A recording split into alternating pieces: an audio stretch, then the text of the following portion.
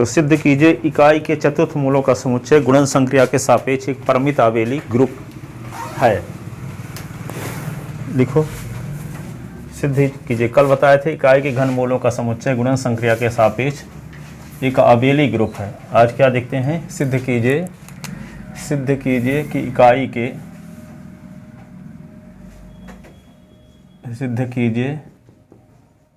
इकाई के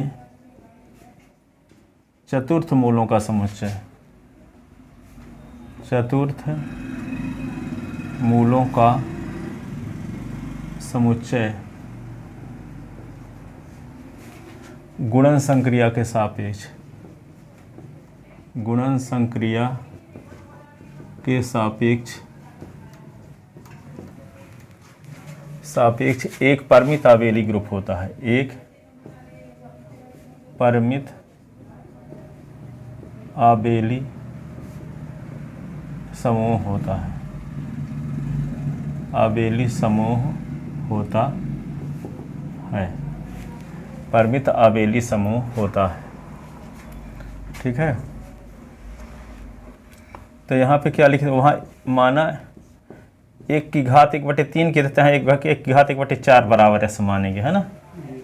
वहाँ 1/3 बराबर माने थे अक्स, तो 1 की घात 1/4 की पावर 4, दोनों पक्षों का पावर 4 लगाएंगे। जैसे वहाँ दोनों पक्षों में पावर 3 लगाए थे तो 4 4 कट जाएगा। फार्मूला होता है a की पावर m की पावर n, तो a की पावर क्या होता है? m गुणे n। तो 4 गुणे 1/4 तो 4 4 कट जाएगा, तो 1 की बराबर s की पावर 4, तो s की पावर 4 बराबर 1, तो s की पावर 4 - 1 बराबर 0। इसी को लिख सकते हैं s की पावर 4 - 1 का 1 की पावर 4 या 1 स्क्वायर से भी लिख दो 0, क्योंकि s की पावर 4 को लिखेंगे x स्क्वायर का स्क्वायर, तो ये 1 का स्क्वायर इज इक्वल टू 0।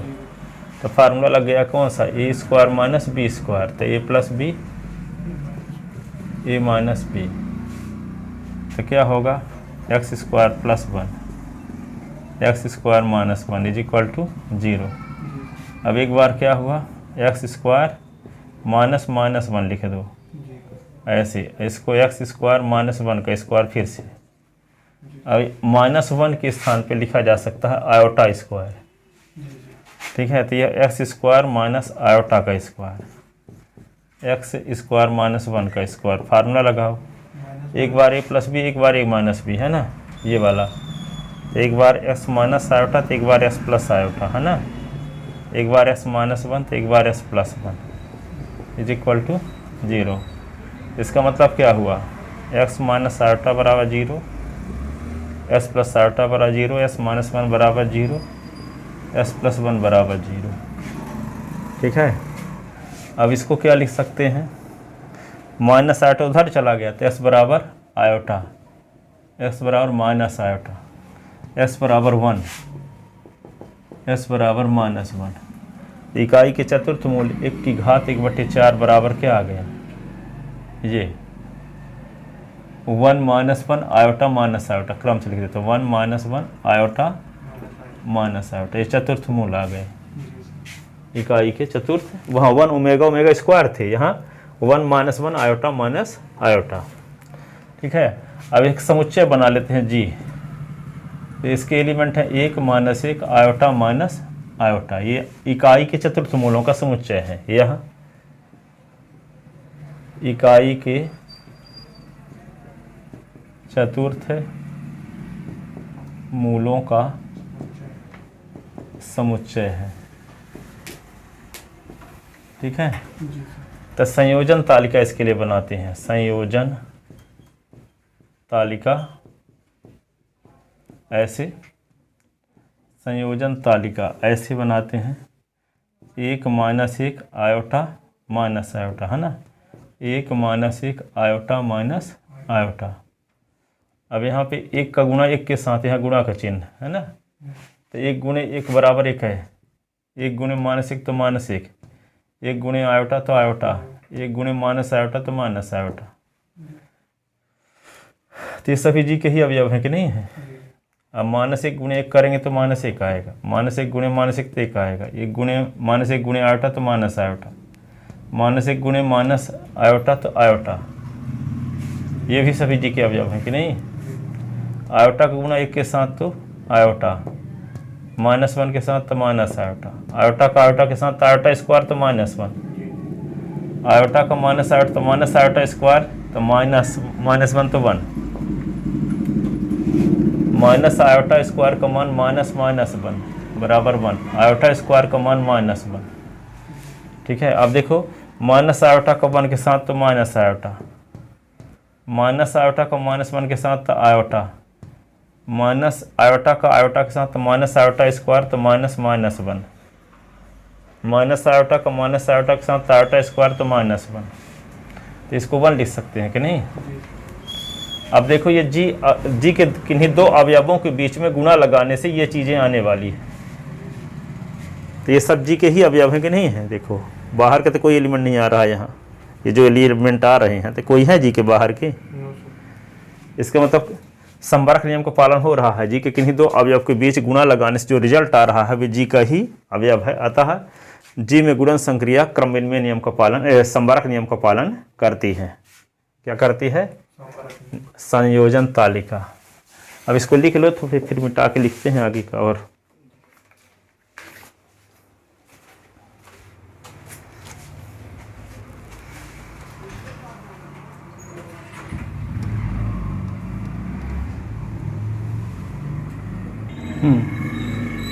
तब ये दिखाएंगे कि गुणन संक्रिया जी में पांचों नियम का पालन करती है। तो पहला नियम क्या है? संबरक नियम, जिसको अंग्रेजी में क्लोजर प्रॉपर्टी कहते हैं, है ना। तब देखते हैं पहला नियम, संबरक नियम, जिसको जीवन कहते हैं संबरक नियम। तो यहाँ देखते हैं, देखो संयोजन तालिका से स्पष्ट है कि जी के किन्हीं दो अवयवों के बीच संक्रिया गुणन लगाने से प्राप्त अवयव भी जी का ही अवयव है, अतः गुणन संक्रिया जी में संबरक नियम का पालन करती है। तो क्या लिखोगे? संयोजन तालिका से स्पष्ट है, संयोजन तालिका से स्पष्ट है कि जी के किन्हीं दो अवयवों के बीच, किन्हीं दो अवयवों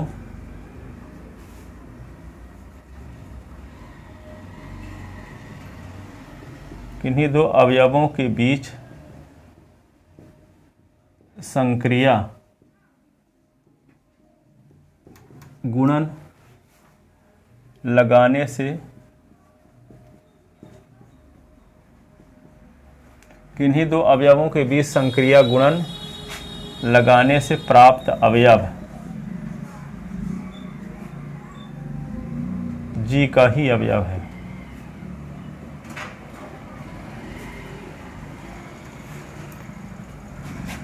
अतः संक्रिया गुणन जी में संबरक नियम का पालन करती है, संबरक नियम का पालन करती है।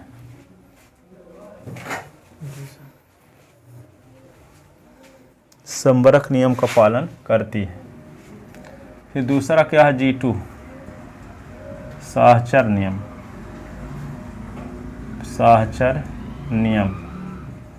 तो क्या लिखेंगे? साहचर नियम में 3 एलिमेंट लेना पड़ता है ना, माना, तो क्या लिखते हैं? 1 - 1 आयोटा, कामा लगा के बिलोंग इन जी, ये बिलोंग का चिन्ह है, ठीक है।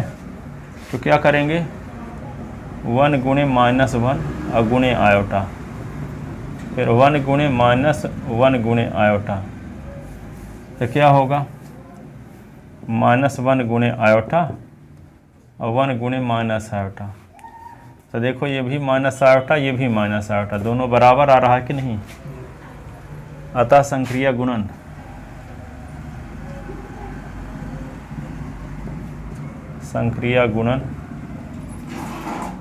जी में साहचर नियम का भी पालन करती है।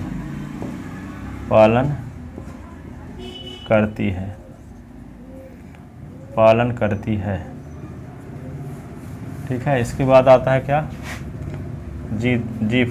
G3, इसको बोलते हैं तत्समक अवयव का अस्तित्व। तत्समक अवयव का अस्तित्व। देखो, एक में किसका गुणा करने से एक आया है, एक में एक का गुणा करने से एक आया है। माइनस एक में किसका गुणा करने से एक आया है, माइनस एक का। आयोटा में किसका गुणा करने से एक आया है, माइनस आयोटा का। माइनस आयोटा में किसका गुणा करने से एक आया है, आयोटा का। तो एक में एक का गुणा करने से तत्समक अवयव आया है, तो एक का प्रतिलोम अवयव एक है। माइनस एक में माइनस एक का गुणा करने से तत्समक अवयव आया है, तो माइनस एक का प्रतिलोम अवयव माइनस एक है।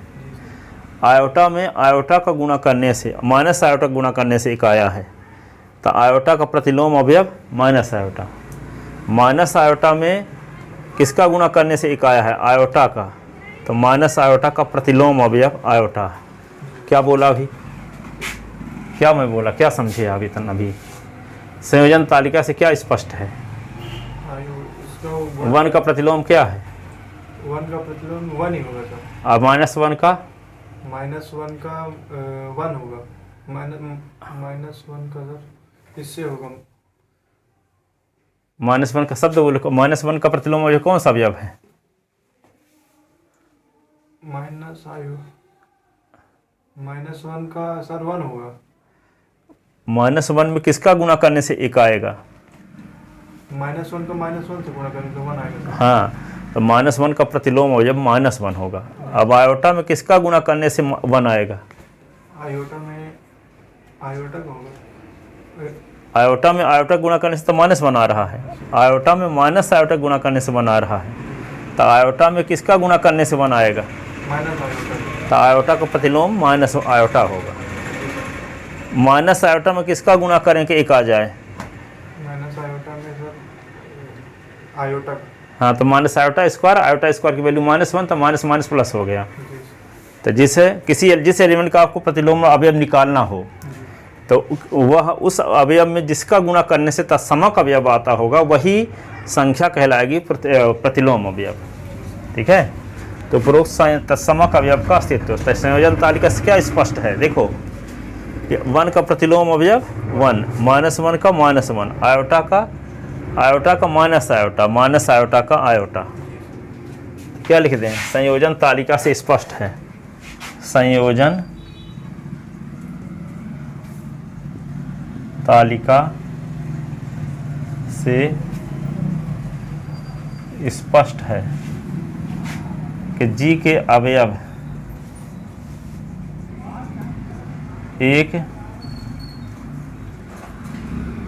एक का प्रतिलोम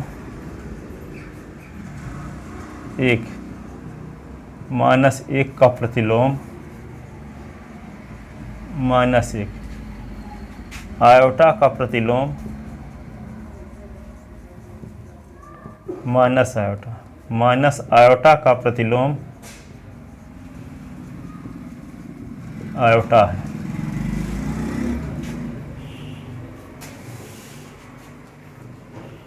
माइनस आयोटा का प्रतिलोम आयोटा है।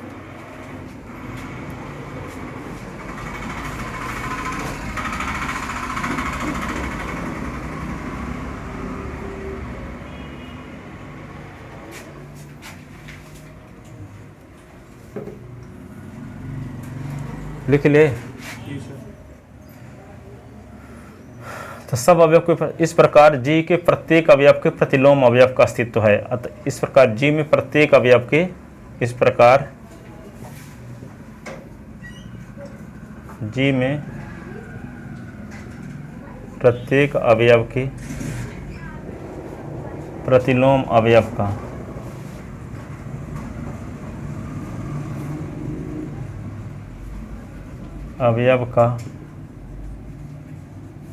अस्तित्व है। इस प्रकार जी में प्रत्येक अवयव के प्रतिलोम अवयव का अस्तित्व है।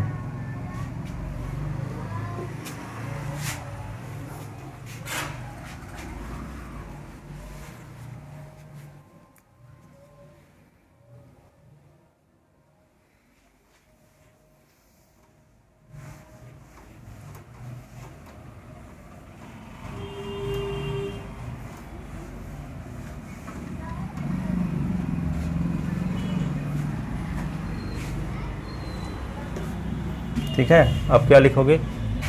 तत्समक हो गया प्रतिलोम अवयव का। अरे यार, तत्समक अवयव का अस्तित्व दिखाना था ना यहाँ, तो दिखा क्या दे दिए? प्रतिलोम का। यहाँ G4 लिखे देते हैं। देखो यहाँ लिख दो प्रतिलोम अवयव का अस्तित्व, प्रतिलोम अवयव का अस्तित्व, ये लिख दो। अब लिखे देते हैं G3 बाद में लिखे देते हैं तत्समक, कोई जरूरी नहीं है किसी क्रम से दिखाओ, तत्समक अवयव का अस्तित्व। उपरोक्त संयोजन तालिका से स्पष्ट है कि एक, देखो किस इन अवयवों में एक का गुणा करने से इनमें कोई फर्क नहीं पड़ा, तो जिस संख्या का गुणा करने से कोई फर्क नहीं पड़ता वही कहलाता है तत्समक। ठीक है, तो क्या लिखोगे? एक में एक का गुणा तो एक, माइनस एक में एक का गुणा तब भी माइनस एक, आयोटा में एक का गुणा तो आयोटा, माइनस आयोटा में एक का गुणा तो माइनस आयोटा। अर्थात संयोजन तालिका से स्पष्ट है, संयोजन तालिका से स्पष्ट है कि जी में गुणन संक्रिया के सापेक्ष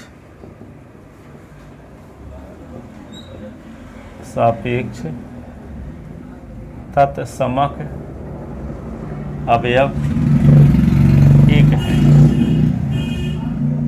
अर्थात संयोजन तालिका से स्पष्ट है कि जी में गुणन संक्रिया के सापेक्ष तत्समक अवयव एक है।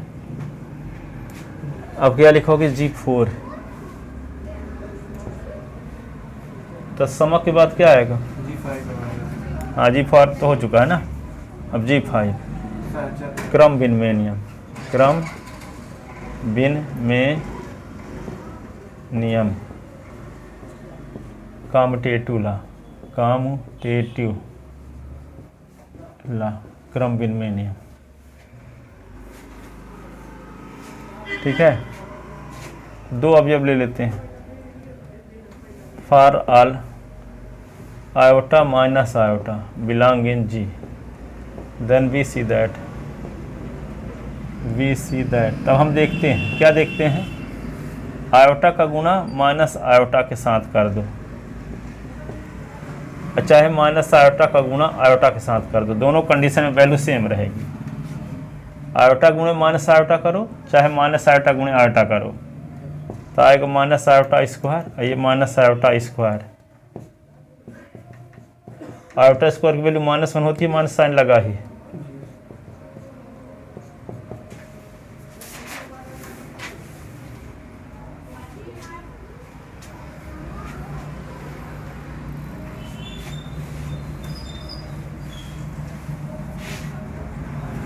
इस प्रकार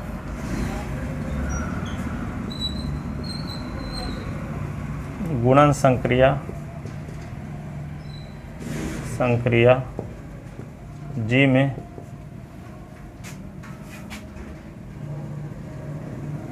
आबेली समूह के समस्त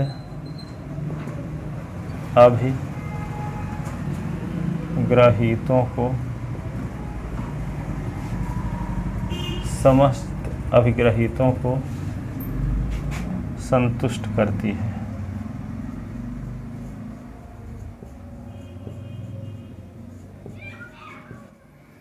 इस प्रकार गुणन संक्रिया जे में आबेली समूह के समस्त अभिग्रहीतों को संतुष्ट करती है। अतः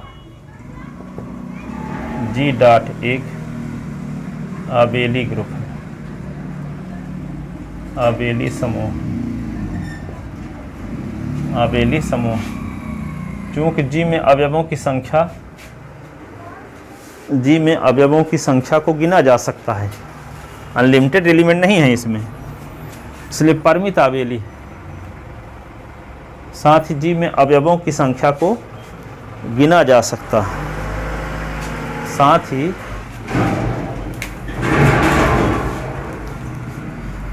आबेली समूह है, साथ ही जी में अवयवों की संख्या को गिना जा सकता है, या जी में अवयवों की संख्या 4 है जो कि परिमित है। साथ ही जी में अवयवों की संख्या 4 है जो कि परिमित है, परिमित संख्या है। अतः जी डॉट अवयवों की संख्या क्या है? अवयवों की संख्या 4 है जो कि परिमित संख्या है। अतः जी डॉट एक परिमित आबेली ग्रुप है, एक परिमित आबेली ग्रुप है। अतः जी डॉट एक परिमित आबेली ग्रुप है।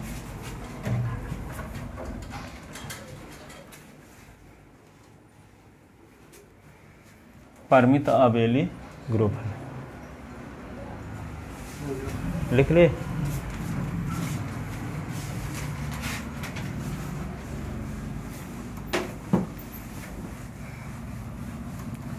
अब देखो नोट फर्स्ट,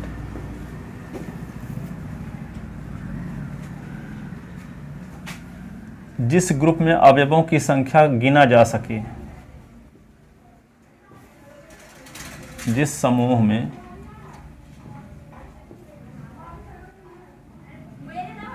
अवयवों की संख्या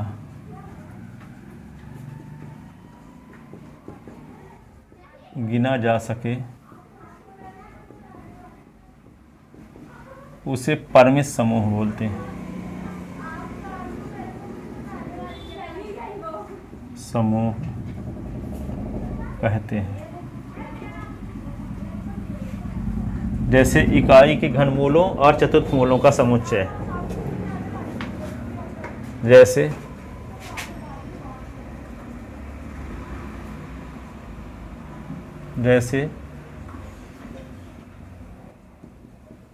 इकाई के घन मूल व चतुर्थ मूल, चतुर्थ मूल का समूह एक परिमित आबेली समूह, परिमित आबेली समूह है।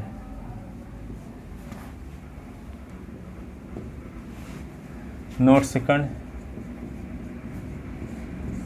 जिस समूह में अवयवों की संख्या गिना ना जा सके, जिस समूह में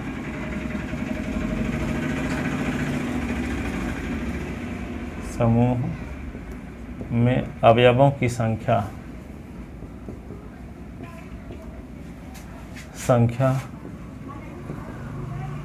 गिना ना जा सके, अवयवों की संख्या अनंत हो,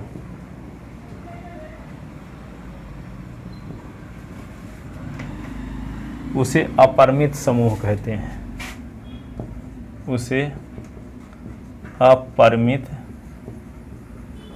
समूह कहते हैं, उसे अपरिमित समूह कहते हैं। जैसे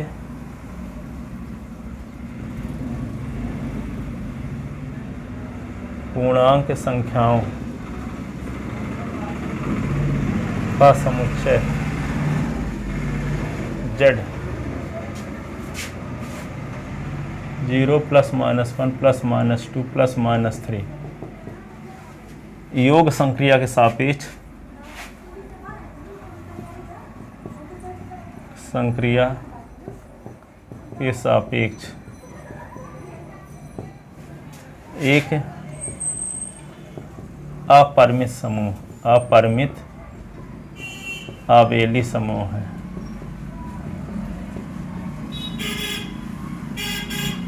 क्योंकि इस समूह में कितने एलिमेंट हैं इसकी गिनती नहीं की जा सकती, क्योंकि इस समूह के अवयवों की गिनती नहीं की जा सकती, नहीं की जा सकती।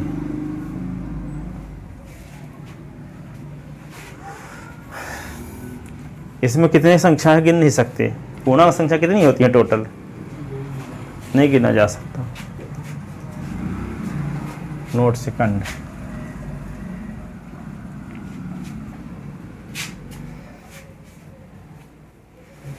ठीक है, ऊपर लिख लेना।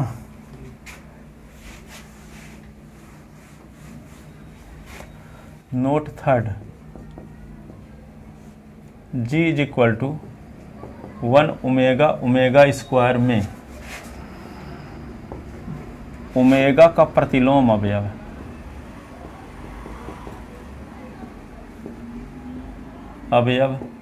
ओमेगा स्क्वायर है, क्योंकि ओमेगा गुणे ओमेगा स्क्वायर बराबर 1, जो कि तत्समक अवयव है, जो कि तत्समक अवयव है। तो हम कहते हैं कि ओमेगा का प्रतिलोम अवयव क्या है, ओमेगा स्क्वायर ना। तो इसको ऐसे भी लिख देते हैं, ओमेगा की पावर -1 बराबर ओमेगा स्क्वायर। इसका अर्थ यही होगा पावर -1 का प्रतिलोम अवयव। तो शब्द में का प्रतिलोम अवयव नहीं लिखना है तो क्या लिख देते हैं, का प्रतिलोम अवयव शब्द में नहीं लिखना है तो ओमेगा की पावर -1 लिख दिए। इसका अर्थ ये हुआ कि ओमेगा का प्रतिलोम अवयव ओमेगा स्क्वायर। तो देखो, किसी अवयव का प्रतिलोम अवयव ओमेगा स्क्वायर है, जिसे ओमेगा का प्रतिलोम अवयव ओमेगा स्क्वायर सिद्ध करना हो कभी भी, तो ओमेगा का गुणा ओमेगा स्क्वायर के साथ करो, और चाहे ओमेगा स्क्वायर का गुणा ओमेगा के साथ करो, तो समक अवयव आना चाहिए। तो इसका स्क्वायर छोड़ के ना, इन पावर -1 छोड़ के ना गुणा करते हैं, तो क्या करना चाहिए तब, तो यहाँ पे क्या होगा, ओमेगा इंटू ओमेगा स्क्वायर बराबर 1 बराबर ओमेगा स्क्वायर इंटू ओमेगा। ये कहते हैं कि ओमेगा का प्रतिलोम अवयव ओमेगा स्क्वायर है, तो ये -1 को छोड़ दो, ओमेगा का गुणा ओमेगा स्क्वायर के साथ, ओमेगा स्क्वायर का गुणा ओमेगा के साथ करो, तत्समक अवयव आना चाहिए, तभी कहलाएगा ओमेगा का प्रतिलोम अवयव ओमेगा स्क्वायर। ठीक है, प्रतिलोम अवयव ओमेगा स्क्वायर।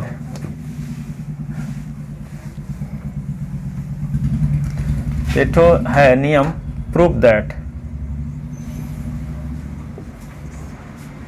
ए बी का इनवर्स बराबर बी इनवर्स ए इनवर्स। ये पेपर में आपके आया है,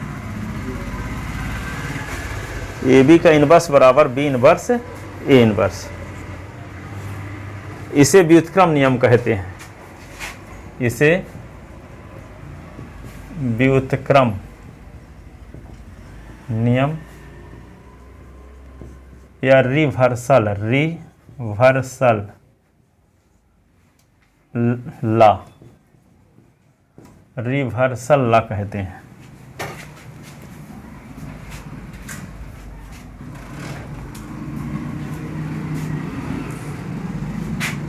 तो देखो, इसका अर्थ यही ना हुआ कि ए बी का प्रतिलोम अवयव ये है। जैसे यहाँ पे -1 छोड़ दो, तो ओमेगा का प्रतिलोम अवयव ओमेगा स्क्वायर, का प्रतिलोम अवयव के लिए -1 लिखे हैं। तो ए बी का इनवर्स प्रतिलोम अवयव ये है, तो का प्रतिलोम अवयव के लिए पावर -1 लगाएं। जैसे यहाँ ओमेगा का प्रतिलोम अवयव ओमेगा स्क्वायर है, तो ये -1 क्यों लगाए हैं, इसका मतलब ये का प्रतिलोम अवयव शब्द में हमको नहीं लिखना पड़ेगा, है ये ओमेगा का ओमेगा स्क्वायर प्रतिलोम अवयव। पर का प्रतिलोम अवयव हम शब्द में ना लिख करके पावर -1 लगा दिए, इससे यही बोध होता है कि ओमेगा का प्रतिलोम अवयव ओमेगा स्क्वायर है। तो यहाँ किसका प्रतिलोम अवयव बी स्क्वायर ए स्क्वायर, बी इनवर्स इनवर्स है, ए बी का कि ए बी इनवर्स का, ए बी का। ठीक है ना, ए बी का इनवर्स अवयव बी इनवर्स ए इनवर्स है, क्योंकि -1 तो इसलिए लगाए हैं कि हम का इनवर्स एलिमेंट ना लिख करके पावर -1 लगा दिए। ठीक है, तो ओमेगा देखो -1 को छोड़ दिए तो ओमेगा का गुणा ओमेगा स्क्वायर के साथ किए तो तत्समक अवयव आया, और ओमेगा का गुणा ओमेगा के साथ किए, ओमेगा स्क्वायर का गुणा ओमेगा के साथ किए तब भी तत्समक अवयव आ रहा है। तो हम ये कहना चाहते हैं कि ए बी का प्रतिलोम अवयव ये है, तो इन दोनों का गुणा करने से क्या आना चाहिए, तत्समक अवयव आना चाहिए। चाहे इन दोनों का गुणा करें तब भी तत्समक अवयव आना चाहिए। ठीक है, तो ए बी का इनवर्स बराबर बी इनवर्स ए इनवर्स सिद्ध करने के लिए हमें दिखाना होगा, सिद्ध करने के लिए हमें दिखाना होगा, क्या दिखाना होगा, ए बी अब बी इनवर्स ए इनवर्स बराबर ई बराबर B inverse A inverse A B, ऐसे ये तत्समक अवयव है ना। तो यहाँ इसको लेकर चलते हैं, तो ए बी अब बी इनवर्स ए इनवर्स लेकर चल रहे हैं, तो बी अब बी इनवर्स को एक कोष्टक में कर दो, ए को सीधे उतार दो, तो बी अब बी इनवर्स और ए इनवर्स, अब बी अब बी इनवर्स मिलके ई होता है, बी अब बी इनवर्स मिलके ई, क्योंकि बी का प्रतिलोम अवयव बी इनवर्स है, तो दोनों के बीच में गुणा लगाओ तो तत्समक अवयव आएगा ए इनवर्स। तो यहाँ क्या लिख दोगे, साहचर नियम से, साहचर नियम से। यहाँ क्या लिख दोगे, प्रतिलोम अवयव की परिभाषा से, प्रतिलोम अवयव की परिभाषा से। फिर यहाँ क्या लिख दोगे, ई का गुणा करने से कोई फर्क पड़ेगा नहीं, तो ये तत्समक अवयव की परिभाषा लग गई, तत्समक अवयव की परिभाषा से। ठीक है, ए इनवर्स में बराबर ई होता है, जानते हैं ना, प्रतिलोम अवयव की परिभाषा से, अवयव की परिभाषा से। तो आ तो गया, देखो ए बी और बी इनवर्स ए इनवर्स बराबर ई। अब क्या दिखाएंगे हम, B inverse A inverse A B का गुणा करके दिखाएंगे, ऊपर के मिटा देना, हाँ, B inverse A inverse A B का गुणा करके दिखाते हैं। तो बी इनवर्स उतारे रहो और ए इनवर्स ए को इकट्ठा कर दो, ए इनवर्स ए और ये बी, तो बी इनवर्स ए मिलके ई हो गया, और ये बी, ई का गुणा बी के साथ तब ये होगा, तो बी इनवर्स बी मिलके ई हो गया। तो क्या आएगा, B inverse A B is equal to E. यहाँ रीजन क्या लिखोगे, साहचर नियम, साहचर नियम से। यहाँ क्या लिखोगे, प्रतिलोम अवयव की परिभाषा से, अवयव की परिभाषा से।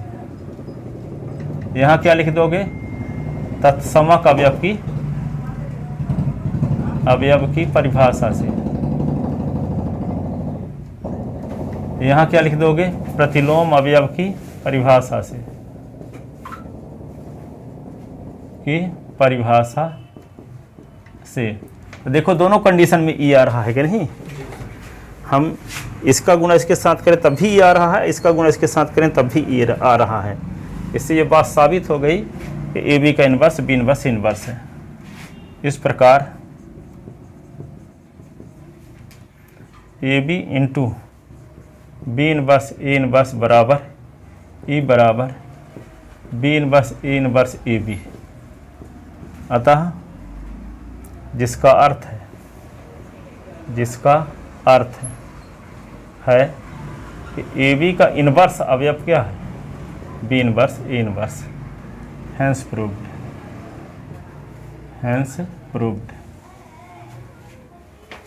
व्युत्क्रम नियम सिद्ध हो गया है ना। इनको तैयार करते रहना, संडे को सबको लिखना भी है, ठीक है। जो सब पढ़ाते जा रहे हैं इसको 4-6 बार लिख के प्रैक्टिस कर लेना दोनों सवाल को।